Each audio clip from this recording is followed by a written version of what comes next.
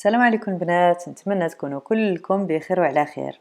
اليوم ان شاء الله الرحمن الرحيم غادي نحضروا اطراف الدجاج اللي غادي نخضروهم بالفطر، وغادي نوجدوا خبز مكة اللي غادي نقدموه مع الشاي. هنا في الطنجرة ضفت القليل من زيت زيتون وواحد المعلقه الزبده، وضفت عليهم واحد البصيله مشلضه، وبديت كنشحرها حتى طيح تذبل مزيان.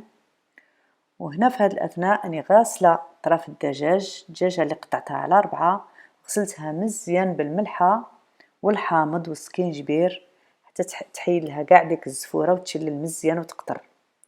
هنا البنات ضفت القليل من الثوم بودرة، وممكن يكونوا 2 حبات ولا 3 الثوم هكا إلا كانوا طريين محكوكين كيجيو لذاذ، وحطيت عليه طرف الدجاج اللي غادي نزيد نشحرهم مزيان. هاد العملية نتاع التشحار كتعطيه بنة للطياب. خليته على خاطرو كيتشحر، كنقلبو من وقت لوقت هكذا، تقريبا كيكون نص طيابو غير في التشحار، الدجاج دغيا كيطيب. هنا البنات استمريت في تشحار أطراف الدجاج، وبديت نضيف عليهم العطرية اللي عندي فيها 2 وريقات سيدنا موسى، نص معلقة صغيرة بزار، ما غاديش نكتروا البزار بزاف باش يبقى المذاق تاع الطنجرة خفيف، نص معلقة خرقوم والملحة، وهنا معلقة صغيرة نتاع عطرية الدجاج اللي هي لذيذة بزاف كتعطي واحد المذاق رائع، وهنايا القليل من السكينجبير، وغادي نضيف عليه واحد نص معلقة صغيرة الزعتر صافي. وغادي نبدا نقلب فيه نشحرو حتى يتشرب ديك المريقه ديك العطريه ديالو مزيان، تيتشرب مزيان، كل مره نقلبو كل مره حتى كيتشرب كاع ديك القامه العطريه.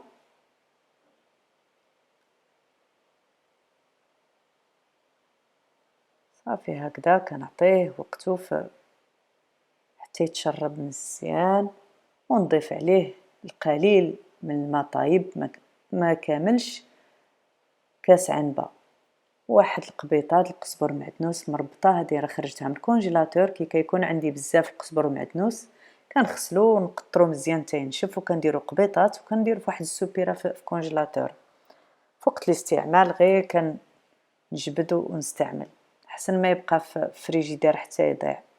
هنا البنات عطيتو وقتو مزيان هكا على نار مهيله حتى طاب الدجاج، راه دغيا كيطيب، وحيدتو حطيتو في واحد اللاطه باش غادي نزيد نحمرو في الفران. حيدت ديك وريقات سيدنا موسى وديك القبيطه د القزبر معدنوس، وضفت الفطر اللي قسمته على 2. هي عاده كيكون عندي داك الفطر الصغير كنديرو هكذاك صاين، كيجي واحد المنظر فيه زوين في الطبسيل في التقديم. خليته يطيب، هو دغيا كيطيب بلا ما عاود الدجاج راني درتو يتحمر في الفران، وضفت عليه بعد ما طاب ضفت عليه قياس 2 معالق 3 القشده الطريه كتواتى معاه. صافي حركته على واحد 2 هكا واحد 2 دقائق هكذا حركته، وطفيت على العافيه وقدمته بهذه الطريقه. هذه البنات هذه طريقتي لعشاق الفطر، راه كيجي لذيذ رائع. راه البنات زينت طبق ديالي بحبات الزيتون اللي غليتهم في قليل من الماء، وحبات لوز مقليين، طبق لذيذ ومنظر ورائع. ندوزو البنات نصاوبو خبز مكة اللي غادي نقدموه مع الشاي. غادي نذكرو المقادير، عندي هنا 100 غرام طحين من النوع الممتاز، 4 البيضات إلا كانوا صغار، إلا كانوا كبار غير 3 كافيين، 50 غرام الزبدة، كاس عنبة قل ربع الماء، وقبيصة الملحة. هذا الخبز هذا كنحضروه بعجين شو، يعني الباطا شو. هنا في كاسرونة على العافية ضفت عليها داك الكاس قل ربع الماء و50 غرام د الزبدة وخليتهم كيذوبوا. بعد ما ذابوا تماما حتى يذوب، زدت عليها قبيصة د الملحة وبعدتها على النار، يعني طفيت النار وضفت عليها ديك 100 غرام د الطحين وبديت كنحركها. معروف يعني لاباطا شو عجين شو، هذه هي العملية ديالو المعروفة.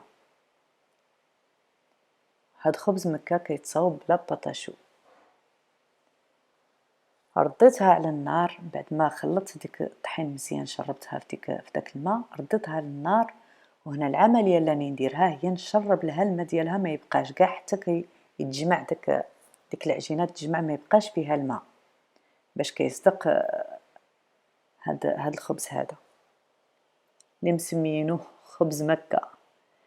بعد ما تجمع عندي مزيان حيدتهم على النار وبديت كنبردو شويه هكا بالمعلقه صافي، وبديت كنضيف البيض ونخلط بسرعه هكذا. البنات انا حيدت الدراب اليد وجبت الدراب الكهربائي في الساعه كيعاون، وبديت كندير بيضه ببيضه، 4 البيضات انا هز لي لان ما دوك البيضات عندي صغار صافي. بديت كنخلطو مزيان، اذا كانوا البيضات كبار راه 3 كافيين، ما خاصش عاود تجي جاريه بزاف هكذا حتى حصلت على هذا القوام بهذوك 4 البيضات صغار.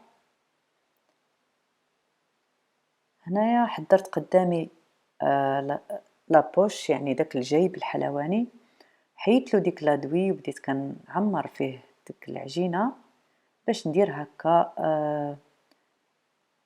قضبان، هكا بحال قضبان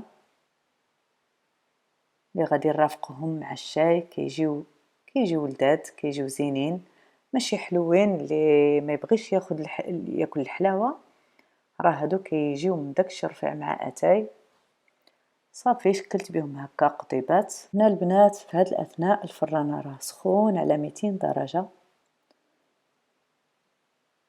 غادي ندهن بصفار البيض القضبان، صفار البيض اللي ضفت عليه القليل من عصير الحامض، وغادي نزينو بلوز مهرمش، ومن بعد غادي ندري عليه سكر سنيده وندخلو الفران 10 دقائق صافي كيكون واجد. والفران خاص درت في الباب ديالو درت له واحد الفوطه باش يجي شويه مبسم. هنا البنات شرطو بالموس اللي غمستو في الماء باش ما تنفخش، لان ما غاديش نعمروه لداخل، غادي يكون خبز مرافق للشاي فقط. هكذا وجد معنا خبز مكة كيجي لذيذ ماشي حلو، كيليق يعني اللي ما يبغيش ياكل الحلاوه. هنا البنات كنوريكم واحد الحبه اللي ما شقيتهاش بالموس كيفاش جات منفوخه للتعمار، كنعمروها بالكريمه.